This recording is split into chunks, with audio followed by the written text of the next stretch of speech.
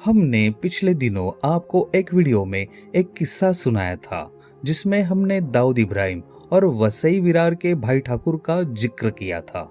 उसके बाद आप लोगों ने हमें कमेंट में रिक्वेस्ट किया कि हम आपको भाई ठाकुर की पूरी कहानी सुनाएं। तो चलिए आज हम आप लोगों को भाई ठाकुर की पूरी कहानी सुनाते हैं। नमस्कार। भाई ठाकुर का जन्म साल 1953 के मुंबई के पश्चिमी सबर्ब वसई में हुआ था। उनका असली नाम जिनेंद्र ठाकुर है। उनके पिता का नाम विष्णु ठाकुर था। ऐसा कहा जाता है कि हर बड़े एम्पायर की शुरुआत छोटी होती है। मुंबई का पश्चिमी सबर्ब यानी कि बोरीवली से लेकर वसई तक इलाका एक समय बिल्कुल सुनसान रहता था और वहां पर आबादी लगभग नहीं के बराबर थी।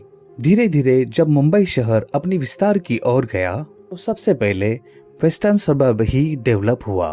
वहां पर बिल्डर्स अपार्टमेंट बनाने लगे और जिन मिडिल क्लास लोगों को मुंबई में रहने में दिक्कत होती थी उन्होंने वेस्टर्न सबर्ब यानी कि मुंबई के बोरीवली और वसई इलाके में रहना शुरू कर दिया। लेकिन इधर रहने में सबसे बड़ी समस्या थी पानी की किल्लत। भाई ठाकुर ने यहीं पर अपना दिमाग चलाया, पानी के टैंकर्स का बिजनेस शुरू किया। इतना ही नहीं, वहां पर पानी की डिमांड के साथ साथ उन्होंने अपना कालाबाजारी भी शुरू कर दिया। वह आर्टिफिशियल रूप से पानी की किल्लत भी निर्माण करने लग गया।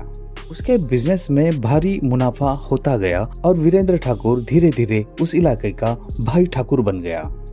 बीतते वक्त के साथ अब भाई ठाकुर कंस्ट्रक्शन के बिजनेस में भी आ गया। यहाँ वह ऐसे कई कंस्ट्रक्शन साइट पर काम किया जो लीगल नहीं था, बल्कि उस जमीन पर अवैध कब्जा किया गया था। उसका रुतबा इतना ज्यादा था कि कोई उसके विरोध में बोलने वाला भी नहीं था। इसीलिए उसके धंधे में दिन दोगुनी और रात चौगुनी वृद्धि होती चली गई। यह 80 और 90 के दशक में उस दौर की बात हो रही है जब मुंबई शहर में अंडरवर्ल्ड का राज चलता था। भाई ठाकुर के वसई विरार इलाके में उसके बढ़ते दबदबे ने उसे मुंबई माफिया की नजर में भी ला दिया और इनमें से कितनों की ही दोस्ती भाई ठाकुर के साथ हो गई। इस दोस्ती का सबसे बड़ा फायदा उठाया गया स्मगलिंग वाले कामों के लिए। समंदर के रास्ते जितने भी सामानों की स्मगलिंग होती थी उसमें एक बहुत बड़ा रोल भाई ठाकुर का भी होता था, जिसके लिए उसे कुछ हिस्सा दिया जाता था। भाई ठाकुर का रुतबा आबो हवा वसई और विरार के इलाके में कुछ ऐसा हो चला था कि उसके आगे कोई था ही नहीं।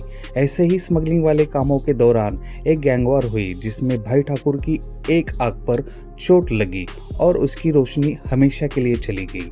जब एक नाम ऊपर आना शुरू होता है तो उसकी कंपटीशन में दूसरा नाम भी खड़ा होता है।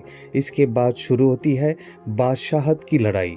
इसी बादशाहत की लड़ाई में सन 1989 में भाई ठाकुर ने सूरज दुबे और निजाम अंसारी का मर्डर करवाया। इस मर्डर केस में उसे जेल की सजा भी हुई।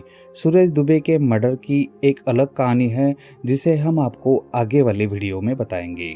80 के दशक के खत्म होते ही भाई ठाकुर अब सक्रिय अपराध की दुनिया में थोड़ा थोड़ा हटने लगा था और वह अपने भाइयों को पॉलिटिक्स में उतारना शुरू किया।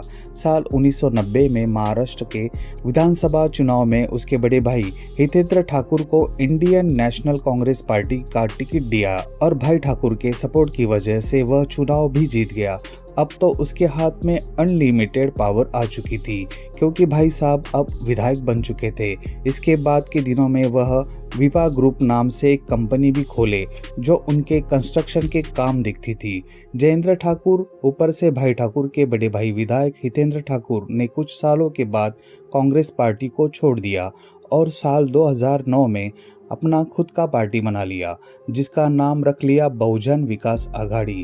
इसी पार्टी के टिकट पर भाई ठाकुर की अगली पीढ़ी भी राजनीति में दस्तक दिया और साल 2009 के विधानसभा चुनाव में हितेंद्र ठाकुर के बेटे क्षितिज ठाकुर भी विधायकी का चुनाव लड़े और जीत भी गए। अभी भी वसई विरार के एरिया से लेकर पालघर की बोईसर तक भाई ठाकुर का ही इलाका माना जाता है। हालांकि इन एरियाज में चुनावी समीकरण लगातार लगातार बदलते रहते हैं। साल 2021 के जनवरी महीने में Punjab and Maharashtra cooperative bank यानी कि पीएमसी बैंक के घोटाले में मनी लॉन्ड्रिंग के मामले की जांच कर रही एनफोर्समेंट डायरेक्टर की टीम ने मुंबई के मीरा भाईंदर, वसई विरार इलाकों में रेड मारी थी।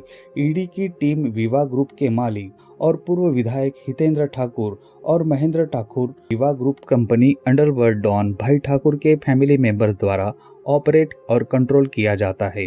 भाई ठाकुर लगातार कई मामलों में जेल भी जा चुके हैं, लेकिन हर बार उसे जमानत भी मिल जाती है। भाई ठाकुर अभी भी जिंदा है और वह अपने घर यानी कि विरार में रह रहे हैं। तो यही चीज वसई विरार में रहने वाले अंडरवर्ल्ड डॉन देवेंद्र ठाकुर और सब भाई ठाकुर की पूरी कहानी। आपको यह जानकारी कैसे लगी हमें कमेंट बॉक्स में लिखकर जरूर बताएं। वीडियो अगर आपको पसंद आया हो तो इसे लाइक और शेयर जरूर करें।